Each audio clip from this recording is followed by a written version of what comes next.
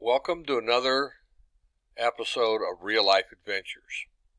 Today I'd like to talk to you about a little episode that happened to me concerning tires. Seems like we had worked on this fella's Cadillac, and after he left I got a phone call about an hour later that he had a fair-sized shimmy as he drove down the road at about 50 to 55 miles an hour. Wanted to know what I thought might be the problem. I'm not really sure. Why don't you go ahead and bring it on back to me, and we'll take a look at it. Well, a couple of hours go by, and I still haven't heard from him, so I kind of forgot about it. About 20 minutes later, up pulls this gentleman with his car on the back of a tow truck.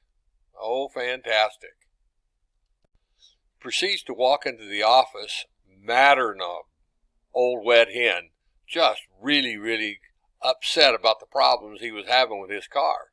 Seems like he was driving back down the freeway headed back to us when his right front tire flew off and went into the divider along the side of the freeway, and he had to come to a screeching halt. It was so bad that he flattened the rotor on one side, just wore it halfway out, ruined the caliper, just pretty much tore up the right front brake. Not to mention the fact that his wheel, tire and all, was missing. Where did it go? I don't know, he said. It just bounced off the side of the freeway. And then he explained to me why he was really so upset. Seems like in this Cadillac he had leather seats, and when the tire flew off, his dog, who happened to be sitting next to him, got a little afraid, shall we say, and proceeded to let loose all over his leather seats. It was everything I could do to contain myself. That's what he was most mad about. Not the fact that his tire flew off his car. He could have been killed.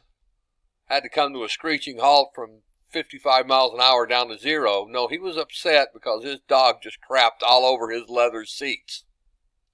So I proceeded to have to, of course, fix the problem with the brake system, buy him a new rotor, buy him a tire, buy him a rim, get it aligned, the whole ball of wax.